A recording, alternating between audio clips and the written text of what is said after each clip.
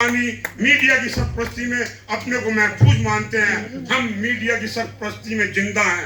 हम हिंदुस्तानी आपको अपने सबसे अजीज मानते हैं और आपको कुदरत का दिया हुआ अपने बीच में कोहिनूर मानते हैं। पत्रकारिता एक जुनून है। पत्रकारिता एक जुनून है। यूं क्यों जमी पर बैठकर आसमां की ओर देखता है। पंखों को ये जमाना उड़ान देखता है। लहरों का तो काम है शोर मचाने का। मंजिल उसी को मिलती है जो नजरों से तूफान देखता है। और आप हर तूफान को आने से पहले देखते हैं, चाहे वो 1947 की लड़ाई हो, चाहे 1962 हो, चाहे 1971 हो, चाहे कारगिल हो और चाहे कोरोना हो। आज भी आप सचेत कर रहे हैं कि बाज आ जाओ, समझ लो ये कोरोना फिर आ रहा है। आप ही हैं जो तूफान को देख रहे हैं। लाख दलदल हो, पांव अपने जमाए रखना। लाख दलदल हो, पांव अपने जमाए रखना। हाथ खाली से ही ऊपर उठाए रखना। कौन कहता है छन्नी में पानी नहीं रुकता। बस बर्फ जमने तक अपना हौसला बनाए रखना। आपके हौसले पर मेरा राज है। इस हौसले को बनाए रखना और इस राज को बचाए रखना। ख्वाहिशों के फूल यूं ही झोली में नहीं गिरते, कर्म की शाख को हिलाना पड़ता है। बड़ी बड़ी बात करने से कुछ नहीं होता, बस अपने हिस्से का दीपक जलाना पड़ता है। अपने अपने हिस्से का दीपक जलाते रहिए, ये हिंदुस्तान आगे बढ़ता रहेगा। आखिर में बस मैं इतना ही कहूंगा, होठों पे मुस्कान रखिए, दिल में हिंदुस्तान रखिए। खुश रहिए, स्वस्थ रहिए, प्रसन्न रहिए, चिरंजीव रहिए। जय हिंद, जय भारत।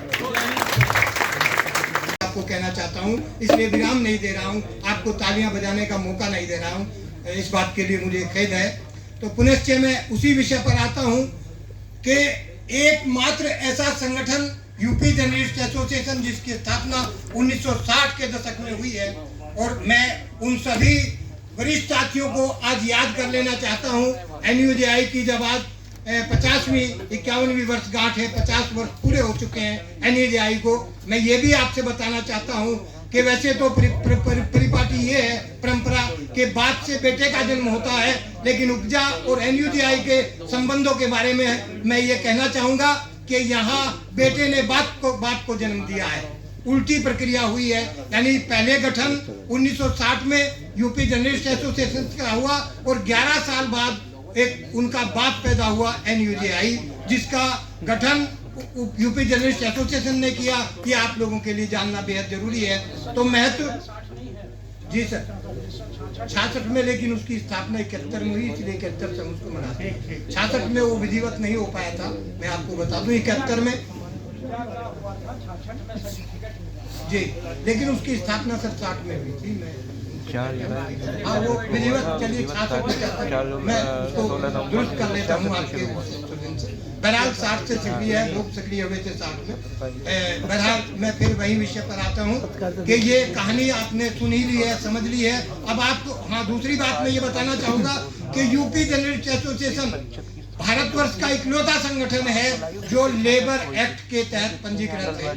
यानी श्रम कानूनों का संरक्षण केवल इस संगठन को मिलता है। तो आपको छोटे मोटे संगठनों में आप रहे, वे सामाजिक संगठन हो सकते हैं, लेकिन आपके हितों का साधन करने वाला इकलौता संगठन है NUJI, national union of journalist India. और तमाम प्रदेशों में, अगर दिल्ली है तो दिल्ली जर्नलिस्ट एसोसिएशन, हरियाणा है तो हरियाणा जर्नलिस्ट एसोसिएशन, देश के सब राज्यों में इसकी इकाई है। और इसके अलावा इंटरनेशनल लेवल पर आपका विश्व पत्रकार संगठन भी एक होता है, जिससे एनयूजेआई का सीधा जुड़ाव है। तो आप दुनिया भर के पत्रकारों का प्रतिनिधित्व करते हुए आज इस हाउस में बैठे हैं। आपको इस पर गर्व करना चाहिए कि आप उस संगठन से जुड़े हैं। तो सोचना आपको है, देखना आपको है कि आपको किस संगठन को मजबूत करना है। तमाम महत्वाकांक्षी लोग होते हैं जो पदों के लालच में आपको गुमराह करते हैं कि ये उपजा की दूसरी इकाई है, तीसरी इकाई है। मैं आपको यहाँ सूचना देना चाहता हूँ, अधिकृत सूचना, कि केवल ये संगठन जिसके पदाधिकारी आपके सामने बैठे हैं इस समय ऑथेंटिक और एक कानूनी संगठन के रूप में मान्यता प्राप्त है। आपको इसको मजबूती देना है, इसी की बात सुननी है, दूसरा कुछ नहीं। अगर आप चाहते हैं कि संक्रमण के इस दौर में चौतरफा संक्रमण के दौर में जब आपके सामने आजीविका का संकट है, आपके सामने आपकी सुरक्षा का संकट है, आपको रातों रात कहीं भी गोली से उड़ा दिया जाता है, अपहरण कर लिया जाता है, तो ऐसे में आपके ऊपर एक छतरी का होना जरूरी है। और छतरी आपके सामने यहाँ बैठी हुई है, ये राष्ट्रीय संगठन के पदाधिकारी है, आगे बढ़ाएं तभी संभव होगा। दूसरी बात मैं यहाँ ये भी निवेदन करना चाहूंगा कि हम सरकारों से भीख मांग करके अगर चाहें कि हम अपनी पत्रकारिता के जीवट को जिंदा रख सकते हैं तो बहुत असंभव है। वह एक हमारा अधिकार होना चाहिए जो सरकार पर लाजिम है देना, एक मानवता के नियमों के तहत कि जो एक निरीह पत्रकार आपके लिए काम करता है उसको सुरक्षा के साधन उपलब्ध कराए जाए, ये भीख नहीं आपका अधिकार होगा। और एक चीज जो आप कर सकते हैं, जिला संगठन के लोग हों चाहे प्रदेश संगठन के लोग हों, कि वो लाइजनिंग करके जो पत्रकारों के परिवार हैं उनको आर्थिक संरक्षण सरकारी योजनाएं के तहत दिलवाने का प्रयास करें। मैं समझता हूं कि मुझे बहुत लंबा नहीं जाना चाहिए, ना इतना समय है, दूसरे वक्ता भी हैं, फिर कभी मिलेंगे। और मैं ये भी निवेदन साथ साथ करना चाहूंगा कि जो हमारी जिला स्तर और प्रदेश स्तर और राष्ट्रीय स्तर की इकाइयां हैं वो वर्चुअल मीटिंग की व्यवस्था करें। आज तमाम सुविधाएं हमारे पास उपलब्ध हैं, समय समय पर वर्चुअल मीटिंग करें। धन्यवाद। मैंने बहुत बहुत धन्यवाद आपका। आप पत्रकार संघ के अध्यक्ष और सम्मान कर रहे हैं हमारे बीच पवन शर्मा और श्री साजिद कुरैशी जी।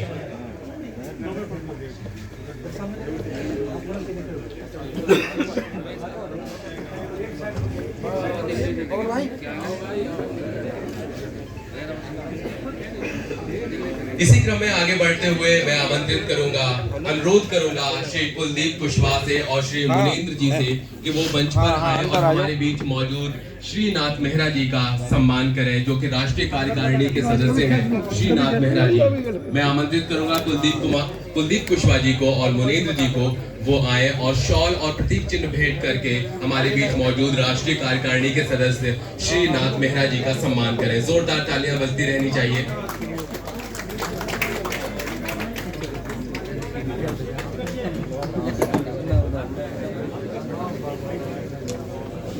कुलदीप चढ़ जाओ।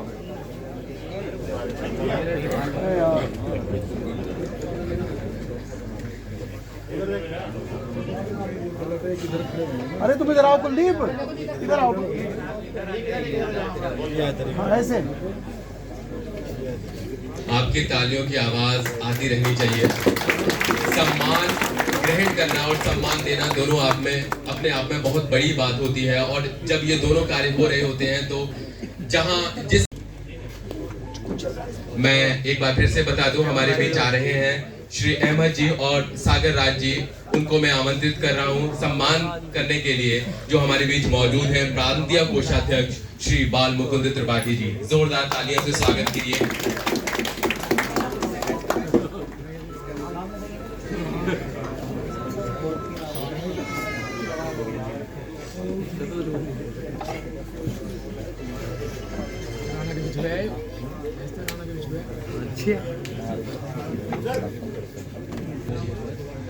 इसी क्रम में आगे बढ़ते हुए मैं अनुरोध करूंगा हमारे बीच मौजूद श्री जाकिर तुर्क जी का और शाह आलम जी का कि वो मंच पर आए और हमारे बीच मौजूद प्रांतीय उपाध्यक्ष श्री हरेंद्र चौधरी जी का शॉल उड़ाकर और प्रतीक चिन्ह भेंट करके उनका सम्मान करें। तालियों के साथ मैं आमंत्रित करूंगा श्री जाकिर तुर्क जी को और शाह आलम जी को, वो मंच पर आए और सम्मान करें हमारे प्रांतीय उपाध्यक्ष श्री हरेंद्र चौधरी जी का।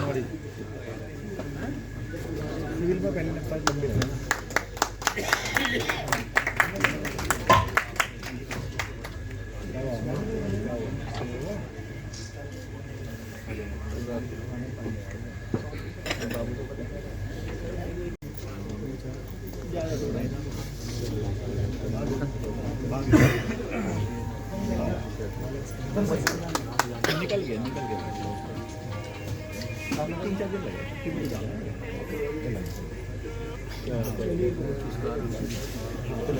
ठीक है सर, वो कल